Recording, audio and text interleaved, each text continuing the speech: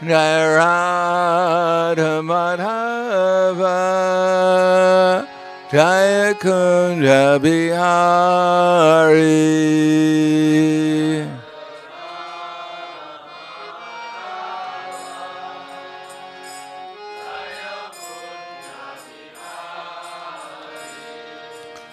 Jai Radha Madhava Jaya Kunja Bihari.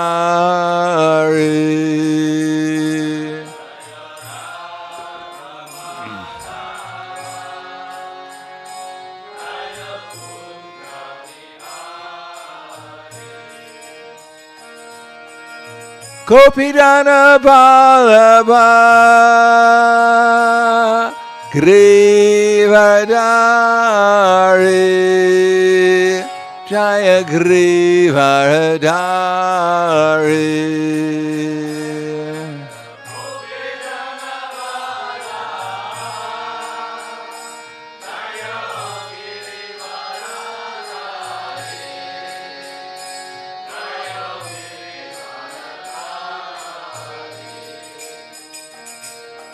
Gopidana Balaba Grivadari Jaya Grivadari.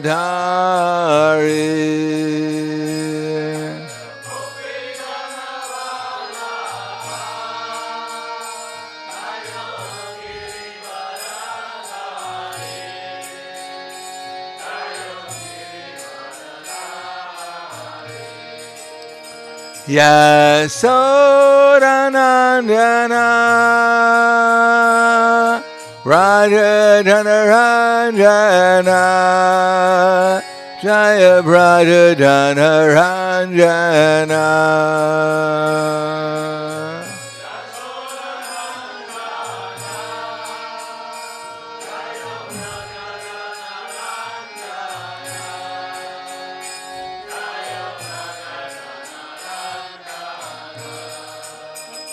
Yasodanandana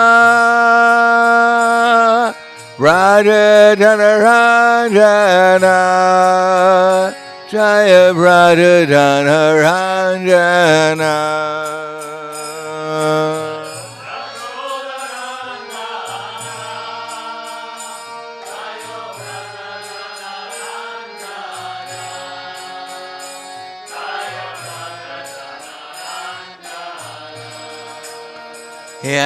Yamuna Tiravarachari Jaya Kunja Bihari.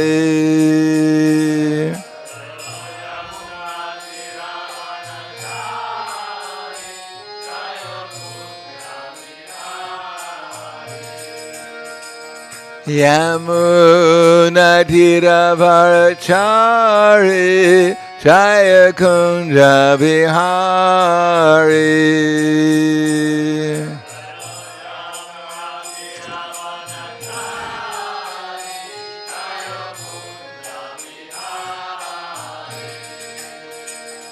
Radha Madhava Jaya Kunja Bihari.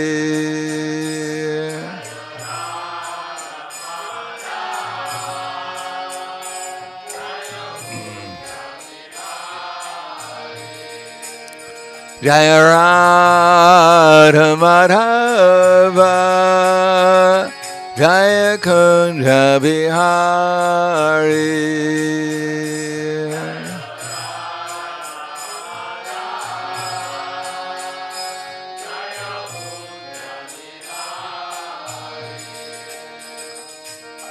Gopidana Balaba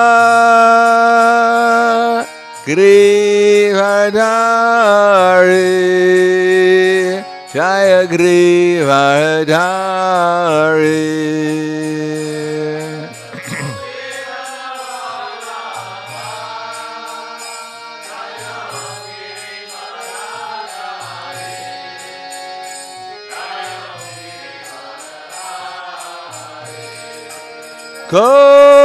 Gopidana Vallabha Grivardhari Jaya Grivardhari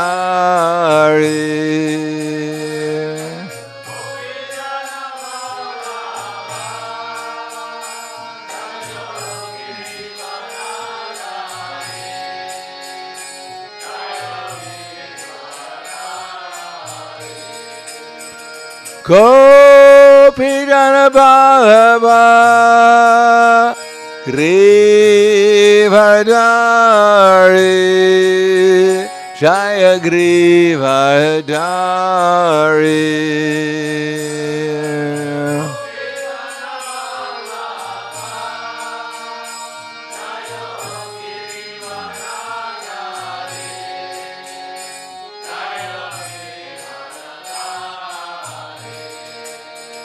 Yasodanandana Raja Janaranjana Jaya Raja Janaranjana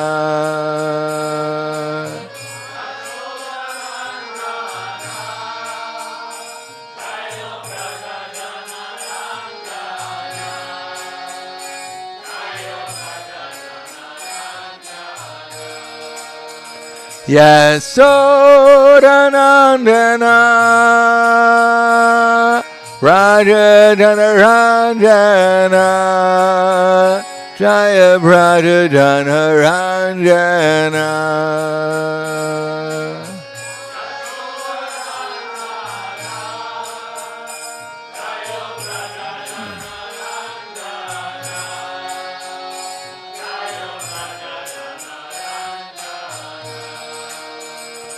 Yamunatiravarachari Jaya Kunja Bihari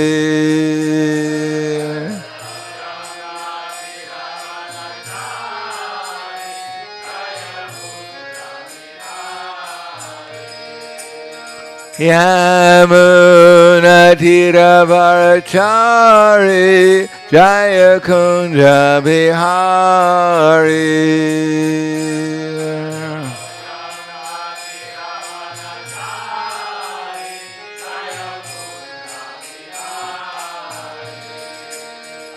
Radha Madhava Jaya Kunja Bihari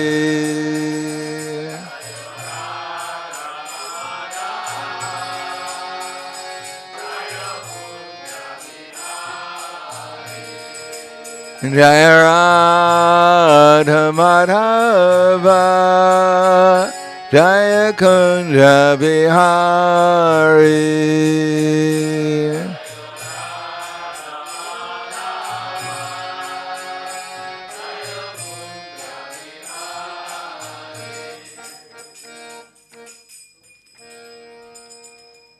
Jaya Vishnupad Paramhangsa Prabhudakacharya Asadhara Sadushi Shiman His Divine Grace Lacy Bhaktivedanta Swami Raj Srila Prabhupada Ki Jai Gaur Premanande Haribo Slava Zabrani Bhakta Slava Shri Guru Shri Grangi Namo Vishnu Vidaya Krishna Prasthaya Bhutaya Srimati Bhaktivedanta Swami Taramane Namaste Saraswati Deve Gauravani Vacharane Nirvishesha Srinivadi Paskyatyade Siddharane Om Agyanatimanandasya Gananjana Salakaya Chaksur Militam Yena Tasmai Shri Guruve Namaha Shri Chaitanya Manobishtam Stapitam Yena Bhutale Swayam Rupa Kadamayam Tadati Swapadantikam Vandeham Shri Guru Shri Utapada Kamalam Shri Guru Vaishnavam Scha Shri Rupam Sagrajatam Sahagana Raganatam Vitam Tam Sajivam Sadvaitam Savadutam Prijana Saitam Krishna Chaitanya Devam Shri Radha Krishna Padan Sahagana Lalita Shri Visakan Svitam Cha Hey Krishna Karna Sindho Dinabando Dugatpate Gopesha Gopika Kanta Radha Kanta Namostute Tapta Kanchana Gaurangi Radhe Vrindavaneshwari Vanusutta Devi Pranamami Hari Priye Vanchakapa Trubhyascha Kripa Sindhubhyevacha Patitanam Bhavanebhyo Vaishnavebhyo Namo Namaha Shri Krishna Chaitanya Pranityananda Shri Advaita Gadadhar Shivasadi Gaura Bhakta-vrinda Hare Krishna Krishna Krishna Hare Hare Hare Rama Rama Rama Hare Hare Om Namo Bhagavate Vasudevaya Om Namo Bhagavate Vasudevaya Om Namo Bhagavate Vasudevaya Srimad Bhagavatam, Canto 9, Chapter 12, the dynasty of Kusha, the son of Lord Ramachandra. And we find ourselves that there's a lot of names. Of course, these names are good if you're going to give initiation. Then you can write down all these names and you have a lot of names to choose from. Other than that, I think most of us, after hearing all these names, we don't have any recognition of who they are, what to speak of their forms, their qualities, and their pastimes. Therefore, whoever these devotees may be, we offer them our respects, but probably not very intimately. But I'll just keep on reading, because the general aim is that Shukadeva Goswami, who was speaking to Parikshit Maharaj, and Parikshit Maharaj had 7 days to live. And if he would have gone into any detail about these names, Parikshit Maharaj would have been far gone before he got up to the 10th canto.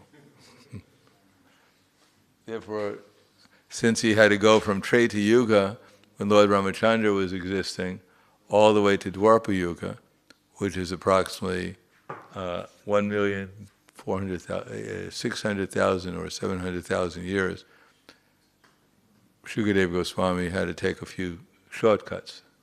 So he just went through the dynasties to more or less show that Krishna didn't appear out of nothing. He appeared out of a line of devotees or personalities who within his dynasty. So let's go through the dynasty. Shukadeva Goswami said the son of Ramachandra was Kusha, the son of Kusha was Atiti, the son of Atiti was Nishada, and the son of Nishada was Nava, the son of Nava was Pundarika, and from Pundarika came a son named Shemadhanva.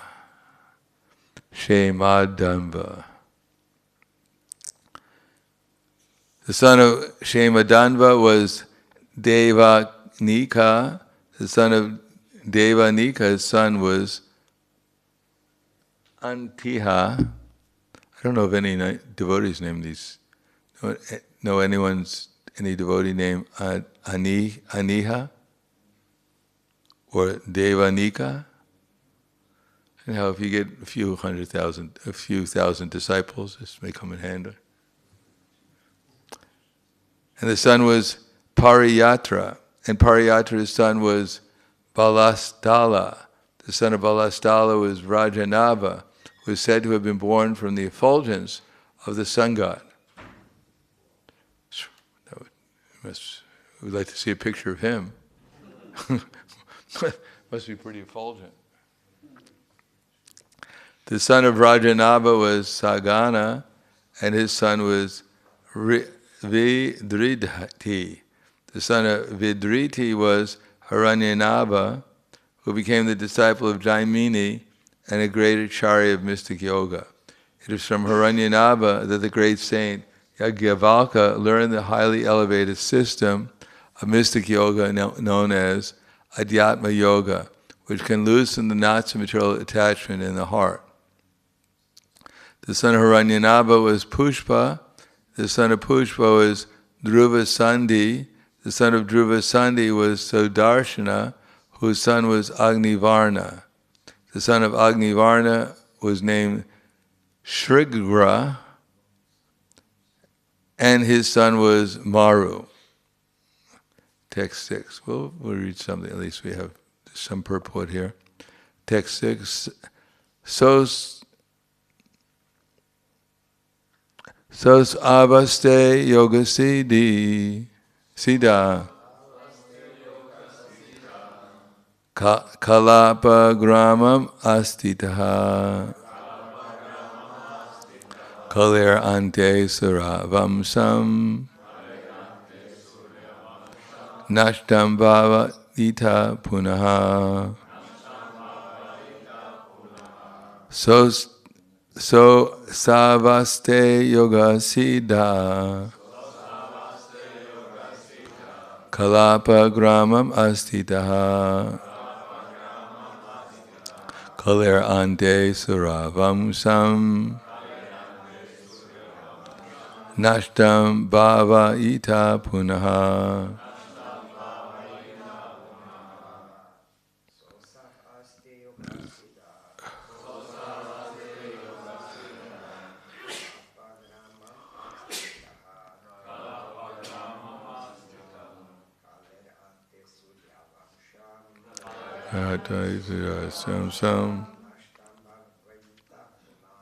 Nashtam bhavitaha pumaha.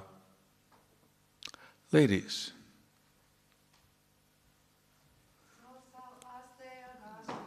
So savaste yaga siddha kalapa gramam astita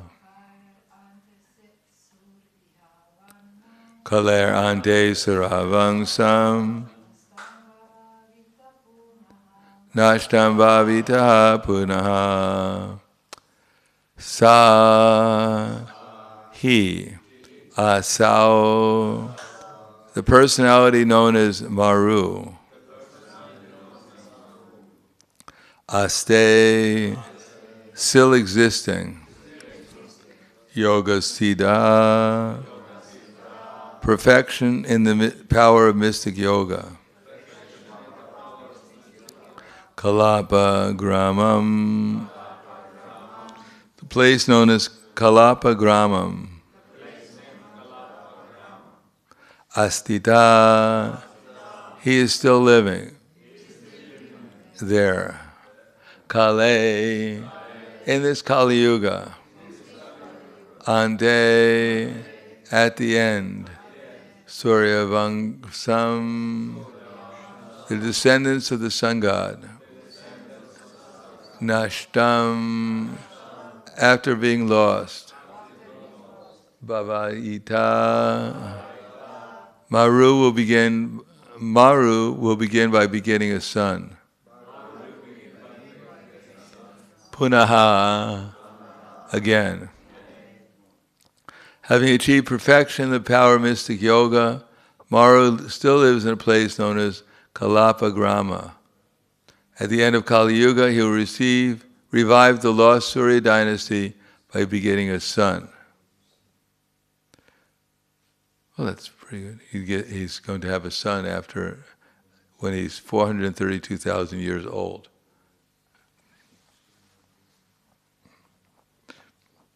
Life begins at 400,000 years.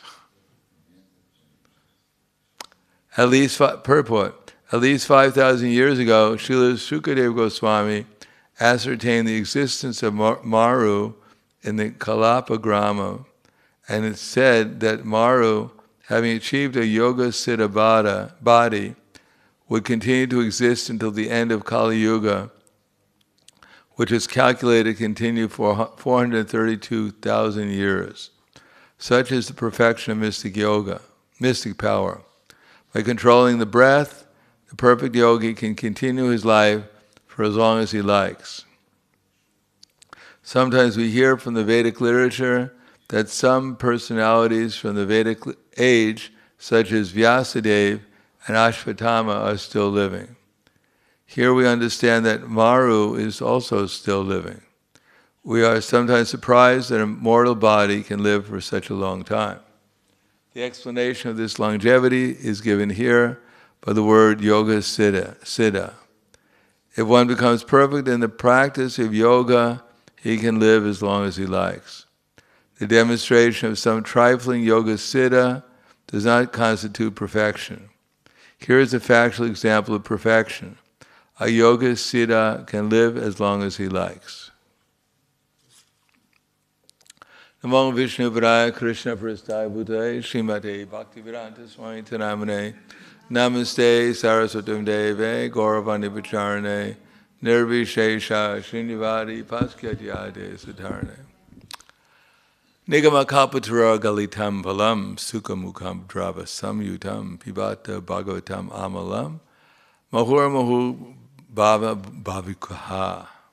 That this Vedic literature is like a desire tree and then give one whatever one wants. Now in the material world, people want a lot of things. And therefore, everyone wants, but then Prabhupada used to say, first deserve and then desire. We may want so many things, but unless we're serious about getting them, it just remains a thought. We have thinking, we have feeling, and then we have willing. So we also have to do things with this gross body, not only mentally.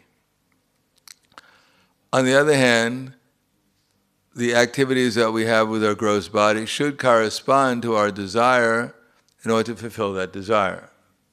If we have a desire but we do something different, if I want to become a lawyer but I work in a bakery, it's going to be a very long time before I become a lawyer after working in a bakery. Generally one has to go to law school. And then one has to go through the austerity of learning law, passing the tests, etc., and paying for the money, whatever it costs, then one may get a law degree. Similarly, we want mystic power. There's a process of getting it, and generally speaking, it's not just by book knowledge. One has to find out someone who's gone through the process, because when in conditioned life, when we read something, we read it according to our conditioned nature. That's our understanding what we read. The inner knowledge of what we're reading is only revealed usually by someone who's actually can explain it to us, because they've gone through it themselves and they understood what it actually means. And therefore, they can explain it to us so that we can understand what it means, so we could put it into practice. And when we put it into practice and we become purified, then we come to the next stage of something else that we don't understand. And therefore we have to go to someone else who understands that higher knowledge that we've come to become qualified to try to understand from someone who's qualified to explain it to us. Now the previous person who explained to us whatever level we've come to may not understand either. They can only bring us up to the level that we're on. Similarly, if we want mystic power, of course Prabhupada used to say that all living entities, they already have mystic power, but this mystic power, which is an important mystic power, is living for, here it says 432,000, but we can add another 5,000. Well, actually, Kali Yuga is only 432,000 years long, but even that amount is not extraordinary if we accept that Brahma lives for 311 trillion, which is a lot of years, 311 trillion, and you add an extra 40 billion, just in case you're afraid of death.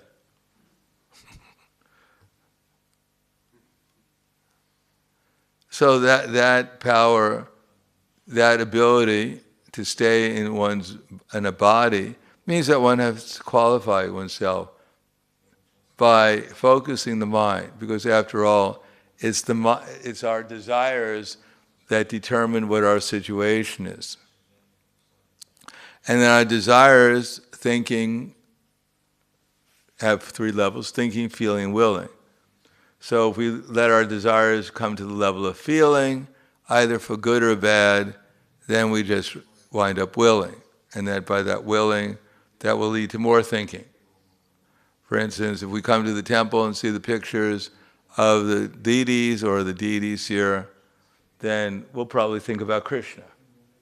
Now, how we feel about looking at Krishna depends upon our understanding. If we look at Krishna and we think, he might be a good musician, or why is he with all these ladies, or whatever we may think, or he's not such a bad person because he has a lot of flowers, whatever we may feel.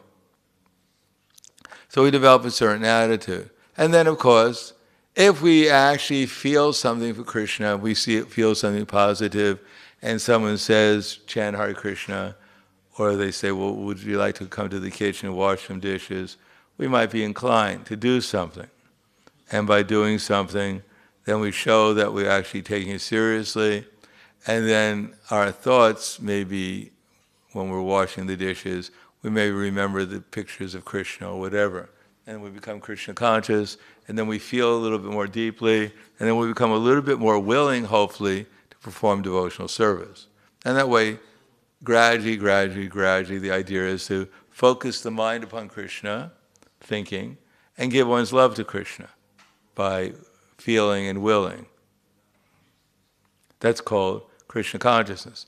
Now, whatever we want in the material world, if we hear the glories of flying on the sunlight to the sun, then we go to the Himalayas, we look out, we find someone who has done that. Or at least we find a book or manual, how to fly to the sun on the moon, on the sun rays, which is one of the mystic powers. Now that's a little bit jump, because most of us are not going to go to the Himalayas. Most of us, where that book is, where it had 5 easy steps to fly to the sun on the moon, on the sunlight. There's probably not more. There's probably more than 5 easy steps. There are many steps, and most of them probably aren't easy. Most of them will probably entail like fasting for a month or 2, not drinking water, controlling the respiration, sitting in meditation, watching the sun, etc., etc. And then one has to learn how to do it in the proper consciousness, with faith. After all, if you're sitting there on a kusha grass covered with deerskin for 3 months fasting, you must have a little faith. Especially when someone comes by with some donuts or pizza or whatever. You can't sit there fasting, watching the sun. You really have to have faith it's going to work. And if you don't have faith, Vishwamrita Muni was sitting in meditation for 60,000 years. So how many of us have such patience? We're going to sit anywhere for 60,000 years. And then hearing the ankle bells of Menaka, just hearing the ankle bells was enough to distract him from his meditation. What does it take to distract us? Because Menaka's ankle bells are probably quite sweet in sound, because she's an apsara. So they spend a lot of time on the heavenly planets learning how to play their ankle bells. In any case, we get distracted by even less than ankle bells sometimes. Therefore, to try to attain any kind of mystic power, we don't have the books to tell us how to do it. We don't have the scriptures, nor do we have anyone who knows the scriptures who can verbally tell us what to do, or where we're at now, that many lifetimes ago they were in the same position we're in. And therefore they tell, well, first you do this, and then you do that, and then you do this other thing, and then eventually this is your symptoms when you do this and that, and then check with me later, and then I'll give you the next step. We don't have any guides like that. Therefore, most of us don't take mystic power so seriously. Although we were told that in Germany they went to India, trying to find out how to make vimanas. And they were serious, because they wanted to win the war or whatever, and therefore they actually be able to make V2 rockets, whatever, based upon the instructions, and maybe other things too. So, but most of us are not interested in those things. Not if we, first of all, we're not going to live that long, if we make any difference. Number two, the information is not available. Number three, the persons who have experienced these things can't tell us how to do it, because there are no people who experience these things that we know of, that are available in Slovenia at least. And even if you hear that there's someone in the Himalayas who knows how to provide, to create some mystic power, then who's going to spend the money to go to the Himalayas? Besides that, it's probably cold up there, and you bring your winter coat, and he tells you the first thing you do is have to take off your winter coat. You say, I think I got to go back, I forgot something. And you disappear. But we have to, even though we may not have so much experience with mystic power, unless you do things like Reiki or something, which has a little insight, or even more important mystic power, mystic experience, is chanting Hare Krishna. Now, a large percentage of the people in this world, they don't believe in the chanting of Hare Krishna. Now, what could be more mystical than some words, you keep on repeating them, and they become nicer and nicer and nicer? There must be something mystical about it. It's like imagining you had a flower, and you smelled it, and every time you smelled it, it became nicer and nicer and nicer. How much would that flower cost? If you went to the florist, and they were selling flowers, and they sold a rose, and every time you smelled the rose, it became more and more sweet, then how much would that rose cost? And the rose never wilted. Priceless. What's that? Priceless. Yes, you'd be priceless. So if you have a word, and every time you chant it, it gets nicer, how much is that sound vibration worth? Because we take too many things for granted, and therefore we don't value the wonderful nature of the holy name. Is that all of us are here because we've been chanting the holy name, and it's still new. It's not like Mickey Mouse, Donald Duck, Mickey Mouse, or whatever.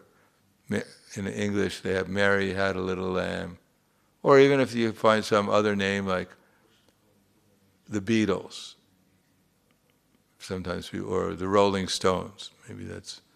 So how you take your japa beads and chant Rolling Stones, Mickey Mouse, or whatever. How long can you do it for? Is anyone going to come and have a kirtan, Rolling Stones? After a short period of time, you couldn't do it anymore.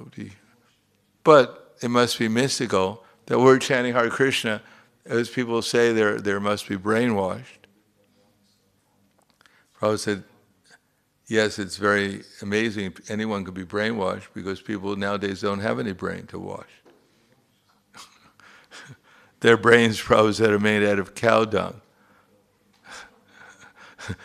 The more you wash it, it still stays dirty.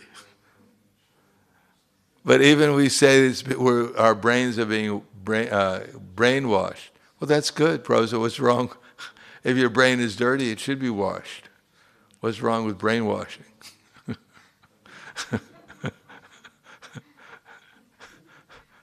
But people think, oh, they're brainwashed. And the end result is all they do is everything. Every time you ask them something, they just say, Hare Krishna. What time is it? Hare Krishna. What time does the train leave? Hare Krishna. Or as I said, Brother Vihari went to one of the Puri Maharajas when he was over 100 years old.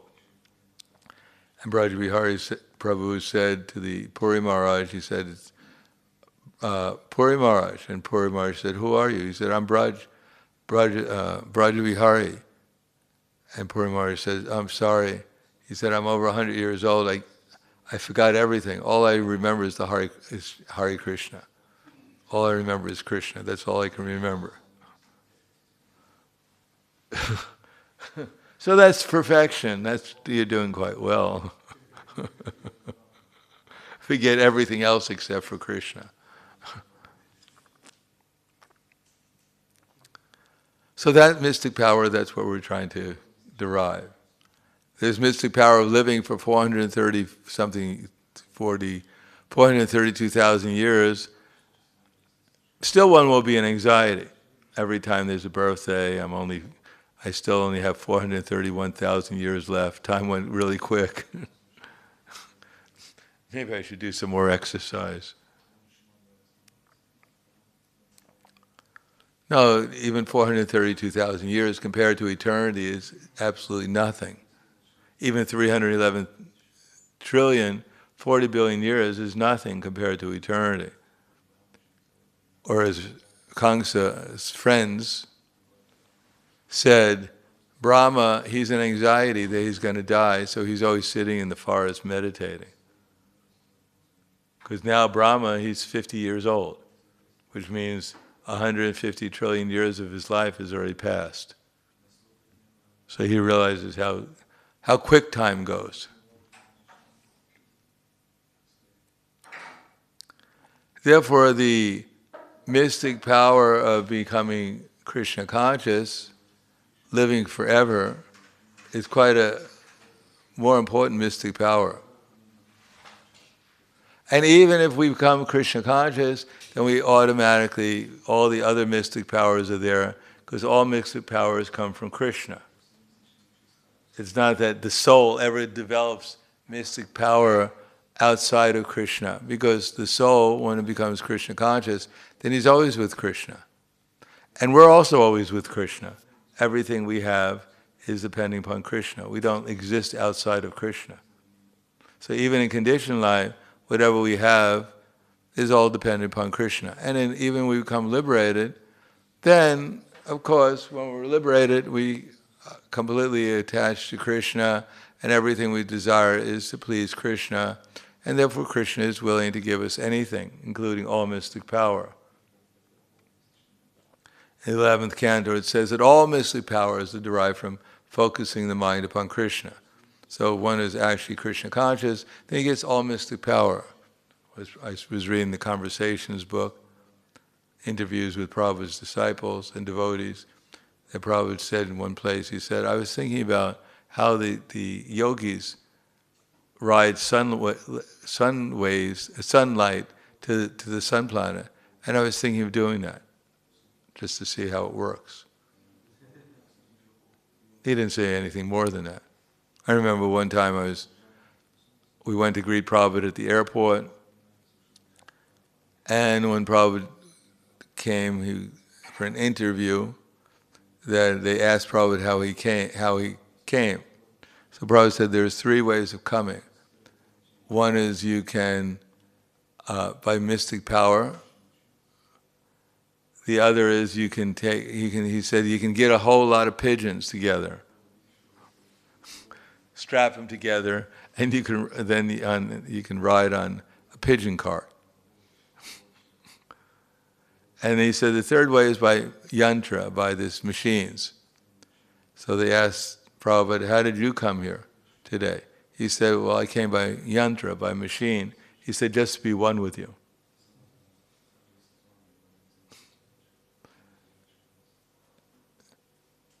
Now, I've never, it would be quite interesting to find out how many pigeons you have to strap together. Probably didn't get into that. But he indicated that there are many things what we just don't know about. As a matter of fact, there's very little we actually know about. But there's a lot of things we doubt when we hear, because we think we know a lot when we don't know very much. We don't even know we're not this body. What to speak of how this material universe, how the sun is moving throughout the universe. We find it hard sometimes to go from here outside the door Yet the sun is still moving quite well. We wonder if we're going to wake up for Mangal Arati tomorrow. But the sun has no problem like that. The sun always gets up for Mangal Arati. So how it's all going on, that we don't know. But we don't really have to find out all those details. All we do is have to find out how to become Krishna conscious, and everything else will be revealed to us. And even if we become Krishna conscious, this idea of living for 2,000 years won't be so much attractive, because we're going to live forever. And simply all this mystic power, manipulating the material energy, won't seem very important, because after all, it's just Krishna's energy. And we're not manipulating, it's Krishna who's manipulating it. And why should we care how the material nature looks today like this, and tomorrow it looks something different? Why do we care? If we actually fall in love with Krishna, it won't make any difference to us. Except that one will be interested in utilizing the energy to expand the Krishna consciousness movement to please Krishna, that's all. But we can see that when Prabhupada was asked, can you show us mystic power? Some people were challenging him. Then Prabhupada pointed to his disciples in the audience and said, this is my mystic power. He said, I've turned these Malechas and Yavanas into Vaishnavas. He said, that's my mystic power, into devotees. Or as Prabhupada writes in the Krishna book, that before they were morose hippies, and now they're become happies, and they're dancing like, they have shaven heads and tilak, and they're dancing like jubilant peacocks. So that's mystic power. And we all can have that mystic power to change people and ourselves from hippies to happies. If we try to follow the formula given by Chaitanya Mahaprabhu through his disciple succession, we can develop that mystic power, the same mystic power that Prabhupada said that he possessed. So I'll stop there. Thank you. Any questions?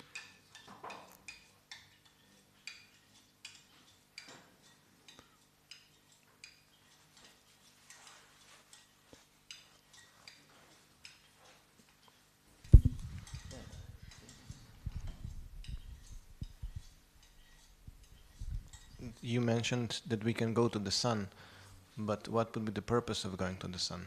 Keep warm. Save on somebody. We don't have to worry about heating bills. Even as the gas shortage or the energy is electricity is expensive, you don't have to worry about that. Besides that, you can get a nice suntan when you go there. And if you like hot food, food is always warm there, hot. So there's many advantages going to the sun. Any other questions? Is something in the internet? No, okay. Thank you. Khala Grantaraj Srimad Bhagavatam Ki Jai. Srila Prabhupada Ki Jai. Gaur Premanande.